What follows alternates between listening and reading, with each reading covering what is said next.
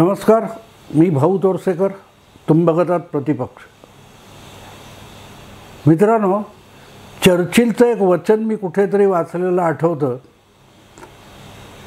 कदाचित चर्चिल नाही, दुसरा कोणी असेल, पण कुठेतरी वाचलेलं आठवतं. एक आशयपूर्ण असं हे उक्ती किंवा वचन आहे. सत्य उठून आपली पॅन्ट परिधान करण्यापर्यंत, पायजमा परिधान करण्यापर्यंत असत्य अर्धी पृथ्वी पालथी घालतं, असं ते वचन आहे. याचा अर्थ मित्रांनो स्वतंत्रपणे सांगायचा असेल तर इतकाच होतो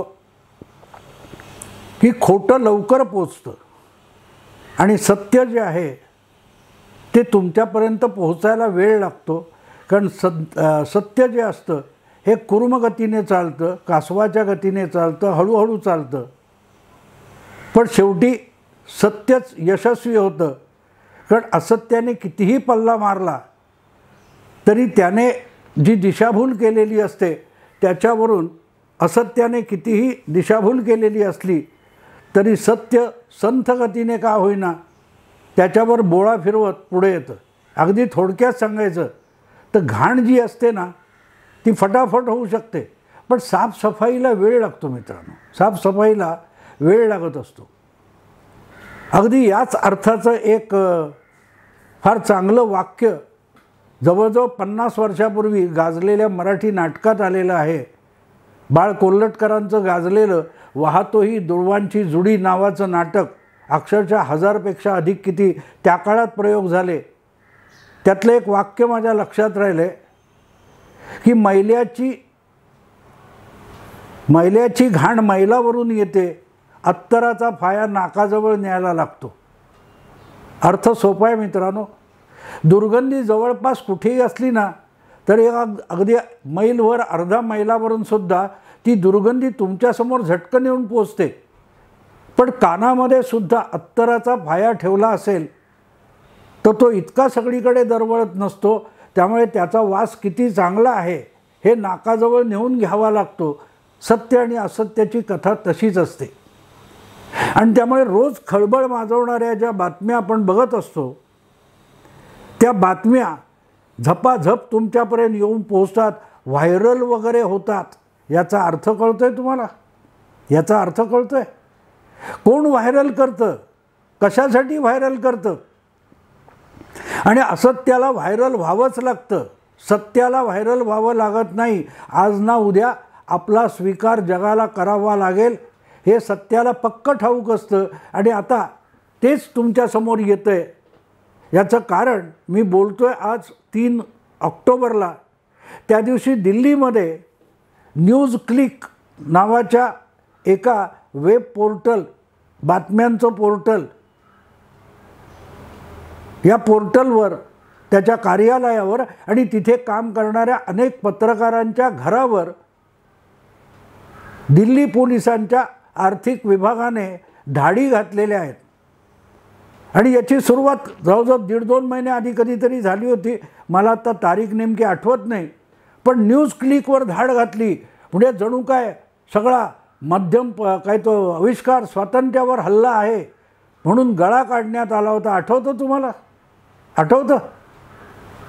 न्यूज क्लिक नावाची जी कंपनी आहे त्या कंपनीचा जीव किती आणि त्यामध्ये 32 कोटीपेक्षा अधिक रक्कम एक चीनी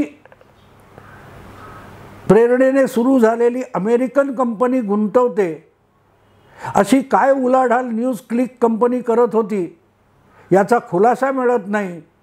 ज्या कंपनीचं भागभांडवल हे 1 कोटीसुद्धा नाही. त्याच्यामध्ये चीनी कंपन्यांचा हितसंबंध असलेल्या अमेरिकेतल्या एका सिंघम नावाच्या श्रीलंकन गृहस्थाने 32 कोटीची गुंतवणूक केली. आणि ह्या सगळ्या न्यूज क्लिकमधले पत्रकार किंवा त्यांच्याशी संबंधित लोक रोज उठून उठता बसता भारत सरकारविरुद्ध खोटा नाटा प्रचार करत असतील तर ती किती गंभीर बाब आहे लक्षात घ्या. किती गंभीर बाब आहे.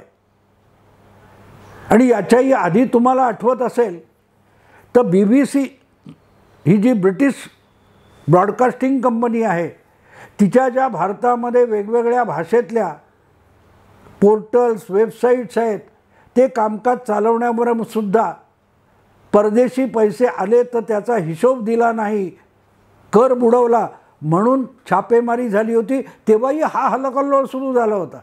याला योगायोग म्हणता येत नाही मित्रांनो. परदेशी हितसंबंध जपायसाठी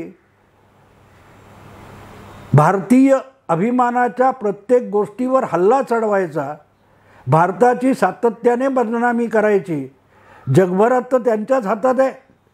जगात कुठेही, अमेरिकेत तुम्हाला आठवत असेल, ऐन 2019च्या निवडणुकीपूर्वी टाईम मॅगझिनने पाकिस्तानी पत्रकाराचा मोदींवरचा लेख कव्हर स्टोरी म्हणून छापला होता, द ग्रेट डिव्हायडर म्हणून.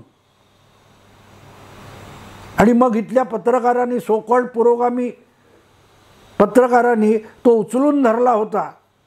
तेवढ्यासाठीच तो तिकडे छापला होता की त्यांनी पंगत वाढून झाली की ताटाखाली पडलेलं खरकटं गोळा करायचं. याला भारतातलं पुरोगामी मीडिया म्हणतात. हिंडेनबर्ग तिकडे काहीतरी छापायचं, इकडे लगेच ते पक्वान्न म्हणून वाढायला सुरुवात करायची तिथलं खरकटं. पण इथपर्यंत सुद्धा ठीक होतं. आता उघडकीला आलंय की यासाठी इथल्या लोकांना पैसे मिळतात. अगदी ती राणा अय्यूबपासून अनेक पत्रकार, आणि हे आजचं नाही आहे, आता ते उघडकीला येतं आहे. तुम्हाला आठवत असेल तर मोदी सरकार सत्तेत आल्यानंतर वर्ष 2 वर्षामध्ये काही पत्रकार पाकिस्तानात एक कुठचा तरी सेमिनार करायला गेले होते.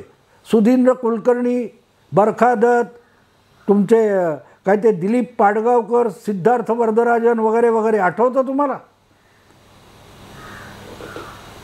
ISIच्या माजी प्रमुखाने स्थापन केलेली एक थिंक टँक, ज्याला चिनी पैसा मिळतो, त्यांनी आशियामध्ये शांतता कशी नांदावी आणि त्याच्यावरचे उपाय कसे शोधावेत यासाठी सेमिनार भरवला. आणि भरवणारी संस्था कोणाची? तर माजी ISI अधिकाऱ्याची. त्यासाठी पैसा खर्च कोण करणार? चीन सरकार करणार. आणि जाणारे सगळेच्या सगळे भारतातले पुरोगामी पत्रकार असावेत, हा योगायोग नसतो मित्रांनो. ही खूप मोठी लिंक आहे, खूप मोठी लिंक आहे. आज न्यूज क्लिकवर तुम्हाला झालेला हल्ला दिसतो, पण यातल्या कोणालाही अर्णब गोस्वामीला एखाद्या दहशतवाद्यासारखी अटक करण्यात आली तेव्हा 2 अश्रू ढाळावेसे वाटले नव्हते. उलट याच लोकांनी अर्णबला अटक का करत नाही असा प्रश्न तेव्हा वारंवार विचारलेला होता. तेव्हा हे आविष्कार वगैरे आहे ना, स्वातंत्र्य, हे ढोंग असतं, त्यांना काहीही संबंध नाही. आविष्कार स्वातंत्र्याशी यांचा काहीही संबंध नाही. याचं कारण असं असतं, हे सगळे पांढरपेशा अजमल कसाब असतात. अजमल कसाब तुम्ही विसरला नसाल अशी खात्री आहे मला. अजमल कसाब म्हणजे तोच 2008मध्ये नोव्हेंबर महिन्यामध्ये 15 वर्षापूर्वी 10 दहशतवादी घेऊन अरबी समुद्राच्या मार्गाने कुलाब्यातून मुंबईला पोहोचला होता आणि 200-250 निरपराध लोकांची निर्घृण हत्या त्या टोळीने केली होती. 700-800 लोकांना जायबंदी केलं होतं. 3 मोठे पोलीस अधिकारी त्यात शहीद झाले होते. तो अजमल कसाब. पण तो जिवंत पकडला गेला तुकाराम ओंबळेच्या हौतात्म्यामुळे. आणि त्याने जेव्हा कोर्टात जायची वेळ आली तेव्हा सगळ्यात पहिला आश्रय कुठला घेतला होता की आपलं वय अजाण आहे, आपण 18 वर्षापेक्षा कमी वयाचे आहोत असा दावा करून गुन्हेगारी आणि दहशतवादी कायद्यापासून आपल्याला संरक्षण मिळावं म्हणून प्रयत्न केला होता. या सगळ्यांची गोष्ट ती असते. हे संपूर्ण देशद्रोही, देशविरोधी कारवाया करण्यासाठी पत्रकारिता नावाचा मुखवटा चढवतात. जसा अजमल कसाबने आपण अजाण बालक आहोत हे दाखवण्यासाठी खोट्या वयाचा दावा केला होता. त्यांच्यात आणि यांच्यात काडी मात्र फरक नसतो. योगायोगाने परत यांचे सगळे सखे सवंगडी हे अर्बन नक्सल ज्यांना म्हणतात त्यापैकी असतात. म्हणजे परत देशद्रोही, देशाच्या संपत्तीची नासधूस करायची, देशाच्या वेगवेगळ्या ज्या काय सैनिकी संस्था आहेत, आर्मी असेल, नेव्ही असेल, CRPF असेल, SRP असेल, बॉर्डर सिक्युरिटी फोर्स असेल, कमांडो भारताचे असतील, यांच्या विरुद्ध निंदा नालस्ती करणे आणि खोटा अपप्रचार करणे हे व्रतस्थ वृत्तीने करणारे जे पत्रकार आहेत आणि लवलाखासारखे अर्बन नक्सल जे आहेत, या सगळ्यांमध्ये तुम्हाला एक समान धागा दिसतो, समान धागा दिसतो आणि ते प्रसंगी एकमेकाला मदत करत असतात. ज्यावेळेला भीमा कोरेगाव प्रकरणात नवलाखा आणि इतर काही तत्सम मंडळींची अटक करण्यात आली होती, तेव्हा देखील हेच पत्रकार हिरिरीने त्यांच्या लोकशाही अधिकारासाठी भांडत होते. पण तेच लोक जेव्हा नक्षलवादी कारवाया, घातपाती कारवाया, तुमचा कोण तो अफजल गुरु यांच्यासाठी हिरिरीने लोकशाही हक्क, मानवी हक्कासाठी भांडत असतात. आणि मग त्यांनाच जर अशी चीनमधून, पाकिस्तानातून, परकीय चलनातून मदत केली जात असेल, फायनान्स केलं जात असेल, तर त्या सगळ्याचा एकत्रित विचार करायला लागतो. नवलाखाच्या अटकेमध्ये ह्युमन राईट्स म्हणून विचार करून चालत नाही, त्याची सगळी पार्श्वभूमी बघावी लागते. न्यूज क्लिक, त्यांना आलेले पैसे, त्यांनी आजवर चालवलेली सोकॉल्ड पत्रकारिता, हे सगळं बघितलं तर एक लक्षात येतं, हा फार मोठा कुमार केतकरांच्या भाषेतला व्यापक जागतिक कट आहे. कधी ते सोरोसकडून पैसे येतात, कधी चीनकडून, अमेरिकेत कोणाला तरी पैसे जातात, तिकडून इकडे तिकडे फिरून येतात. भारताच्या प्रत्येक विकास योजनेला खोडा घालण्यासाठी जी आंदोलनं पेटवली जातात, त्यामध्ये असेच लोक असतात. या सगळ्यांची वेगवेगळे मुखवटे लावलेली एकच टोळी आहे, जिला आपण जयचंद टोळी म्हणू शकतो, जे देशाचा घात करून आपली तुंबडी भरायला बघतात. तर त्यांच्यावर आज न्यूज क्लिकच्या पत्रकारांवर, मध्ये त्या अभिसार शर्मा वगैरे, तुम्हाला त्या अभिसार शर्माने काहीतरी, आणि हे सगळं कसं केलं जातं बघा. जो आरोप आहे त्याच्याविषयी बोलायचं नाही. न्यूज क्लिकला असो, BBCला असो, परदेशी पैसे आले त्याचे हिशोब दिले नाहीत त्याबद्दल चकार शब्द बोलायचा नसतो. सरकार विरोधी आवाज दबला जातो. अरे पण तुमच्यावर जो आरोप ठेवला आहे त्या आरोपाविषयी तुमचं तोंड उघडा. अगदी जसंच्या तसं तुम्हाला सुप्रियाताई सुळे किंवा रोहित पवारसुद्धा बोलताना दिसतील. रोहित पवारांचा कारखाना बंद झाला तर मी सरकार विरोधी बोलतो, मी भूमिका घेतली आहे म्हणून कारवाई. अरे तुझ्या कारखान्यावरच का, उरलेल्या 25 कारखान्यावर का नाही? तुमच्या कारखान्याने किती पवित्र कार्य केले आणि त्या पुण्यालाच मोदी सरकार, शिंदे सरकार गुन्हा ठरवत असेल तर तुम्ही केलेल्या पवित्र कार्याची सुद्धा माहिती द्या. न्यूज क्लिक असो, BBC असो, नवलाखा असो, राणा आयुब असो, हे सगळे बघा मित्रांनो, सगळे बघा. बारकाईने विचार केला तर एकी थाली के चट्टे बट्टे असं हिंदीत म्हणतात, त्यापेक्षा वेगळे नाहीत. आणि मग या सगळ्या लोकांनी गेल्या 3-4 वर्षामध्ये एक नवी शब्दावली तयार केली आहे, गोदी मीडिया.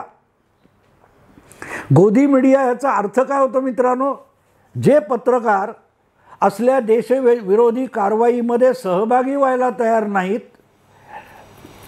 यांच्या बरोबर जायला तयार नाहीत, यांच्या दबावाला बळी पडत नाहीत आणि राष्ट्रवादाचा झेंडा ठामपणे घेऊन उभे राहतात, त्याला हे गोदी मीडिया म्हणणार, म्हणजे सरकारी मीडिया म्हणणार.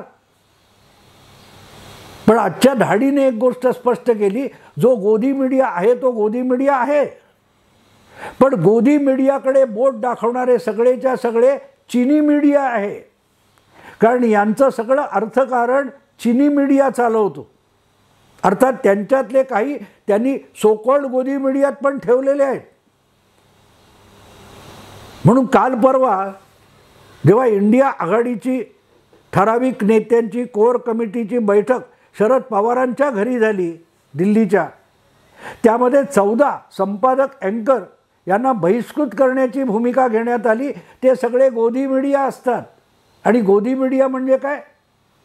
जे भारताच्या अभिमानाच्या विरुद्ध चकार शब्द बोलत नाहीत, हे सगळे लोक हे भारतामध्ये स्वतंत्रपणे आपल्या बुद्धीनुसार आणि आपल्या प्रतिभेनुसार कोरोनाविरुद्धचं काय ते लस व्हॅक्सिन बनवत होते, त्याच्याविरुद्ध अपप्रचार करत होते. आणि त्यासाठी फायझर नावाच्या अमेरिकन कंपनीने फायनान्ससुद्धा केलं. याच्याही गोष्टी चव्हाट्यावर आल्यात. इथे तुम्हाला कळेल की तुमचं स्वतंत्र औषध बनवू द्यायचं नाही, तुमच्या स्वतंत्र व्हॅक्सिन बनवू द्यायचं नाही, त्याच्यासाठी देशाला इतरांवर अवलंबून ठेवायचं, परावलंबी ठेवायचं, याच्यासाठी राबणारी ही माणसं आहेत. हेच लोक कोरोनाच्या आरंभी गजब करत होते. अगदी बरखादतपासून BBC आणि जे कोण न्यूज क्लिक आहे, 5 ते 10 कोटी लोक तरी भारतात कोरोनामुळे मरतील आणि म्हणून लवकर लवकर फायझर वगैरे कोण बनवत असेल तर परदेशी व्हॅक्सिन आणा, स्वदेशी व्हॅक्सिनवर अवलंबून राहू नका. असं करून लोकमत सरकारविरुद्ध बनवायचं. पण ते लोकमत सरकारविरुद्ध बनवणं नव्हतं, तर प्रत्यक्षात ते लोकमत हे फायझरसारख्या परदेशी व्हॅक्सिन बनवणाऱ्या कंपन्यांच्या मागे, त्यांची आयात करण्याच्या मागे जनतेला प्रवृत्त करणारं होतं. म्हणजे देशी उत्पादनाला खच्ची करायचं. आणि त्यासाठी गंमत लक्षात घ्या की चीन अमेरिकन कंपनीमार्फत या माध्यमांना, पत्रकारांना पैसे देत असतं, फायनान्स करत असतं. कारण हा चिनी मीडिया आहे. चिनी मीडिया आपण म्हणतो दगडापेक्षा वीट मऊ, असल्या चिनी माध्यमांपेक्षा गोदी मीडिया अधिक बरा असतो. कारण तो राष्ट्रवादी असतो, तो तुमचा माझा असतो, तुमचा माझा असतो. ह्या ज्या दिल्ली पोलिसांच्या आर्थिक गुन्हे शाखेने घातलेल्या धाडी आहेत किंवा त्याच्या आधी ED वगैरेने घातलेल्या, इन्कम टॅक्सने घातलेल्या धाडी आहेत अशा लोकांवर, त्यातून एक स्पष्ट झालं की रोज आम्हाला उठसूट गोदी मीडिया कोण म्हणतो. बाकीचे जे अतिशय मूर्ख माझ्याकडे तर कॉमेंट्स बंद आहेत, पण इतर ठिकाणी कॉमेंट करून आमच्यासारख्या राष्ट्रवादी पत्रकारांना गोदी मीडिया म्हणून हिणवणारे जे खुळे आहेत, ट्रोलर्स, त्यांना माहिती नाही की ते कोणाचा प्रचार करतायत, कोणाच्या बाजूने बोलतायत. गोदी मीडियाच्या विरुद्ध बोलणारा प्रत्येकजण व्यवहारतः चिनी मीडियाचं समर्थन करत असतो. ज्या कोविशिल्ड किंवा कोवॅक्सिन नावाच्या लसीच्या टोचण्यामुळे ते बचावलेले आहेत, ते आपल्या लसीलाच अपमानित करत असतात, तिचीच निंदा करत असतात, ज्यामुळे ते जगलेले आहेत. हे सगळे पत्रकार जे चिनी मीडियावाले आहेत, गोदी मीडियाच्या विरुद्ध डंका पिटणारे, टाहो फोडून रडणारे जे पत्रकार आणि राजकीय पक्ष किंवा बुद्धिमंत आहेत, त्यांच्याकडे बारकाईने बघा, त्यातले कलावंतसुद्धा बघा. तुम्हाला असं दिसेल तेच सगळे परत व्हॅक्सिन वॉरच्या सिनेमाच्या विरोधात उभे ठाकलेले आहेत. नासिरुद्दीन शहासारखा माणूस काश्मीर फाईल चालला, व्हॅक्सिन वॉर चालणार म्हणून रडतो, कारण तो सुद्धा या चिनी टोळीचा कळत नकळत एक घटक झालेला आहे. यातल्या अनेकांना माहिती नाही ते नेमके कोणाला मदत करतायत, पण हे होत असतं. आणि हे होत असतं याचा खुलासा परत कुणा भांडवलदाराने दिलेला नाही, तो रशियामध्ये कम्युनिस्ट क्रांती करणाऱ्या व्लादिमीर लेनिनने दिलेला होता.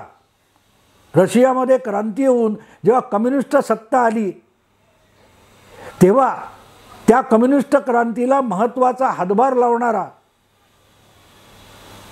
सहकारी होता, त्यालाच रशिया सोडून पळायची पाळी लेनिनने आणली होती. मला आता पटकन त्याचं ट्रॉटस्की नावाचा लिबरल, जो लेनिनच्या दर्जाचा लोकप्रिय होता, त्याने लेनिनला क्रांती करण्यात मदत केली होती. त्या ट्रॉटस्कीवरच जीव मुठीत धरून पळून जाण्याची वेळ आली. पण पुढे अमेरिकेत काय कॅनडामध्ये सुद्धा लेनिनच्या हस्तकानी त्याची हत्या केली होती. हे मी एवढ्यासाठी सांगतोय की हा सगळा इतिहास माहिती नसलेले खुळेसुद्धा मोठ्या अगत्याने आमच्यावर गोदी मीडिया म्हणून चिनी मीडियातल्या खुळ्यांचं देशद्रोह्यांचं समर्थन करत असतात. पण लेनिनने जी मुस्कटदाबी पत्रकारांची आविष्कार स्वातंत्र्याची क्रांतीनंतर करून टाकली, त्याविषयी पाश्चात्य देशांमधल्या लिबरल पत्रकारांनी लेनिनला एक प्रश्न विचारला होता की तुझ्या देशात तू आविष्कार स्वातंत्र्याची गळचेपी केली आहेस, मग पाश्चात्य लोकशाही देशातले बुद्धिमंत तुझं समर्थन का करतात? त्यावर लेनिनने दिलेलं उत्तर फार महत्त्वाचं आहे. लेनिन म्हणाला होता, दे आर युजफुल इडियट्स. ते उपयुक्त मूर्ख आहेत. आता जो मूर्ख आहे तो उपयुक्त कसा? तर तो लेनिनसाठी उपयुक्त असतो पण स्वतःसाठी मूर्ख असतो. कारण एकदा लेनिनचा कार्यभाग साधला गेला, मग सगळ्यात पहिला आघात ह्या अशा मूर्ख पाठीराख्यांवर होत असतो. तेव्हा आज गोदी मीडिया म्हणून आमच्यासारख्यांना हिणवणारे आणि चिनी मीडियाचा बुद्धिमंत समजणारे, क्रांतिकारक समजणारे हे तसेच मूर्ख आहेत. कारण त्यांचा डाव यशस्वी झाला तर पहिला आघात ह्या असल्या खुल्या पाठीराख्यांवर होणार, कारण ते युजफुल इडियट्स आहेत. मित्रांनो, आता इथेच थांबतो. आवडलं लाईक करा, शेअर करा, सबस्क्राईब करा. नमस्कार.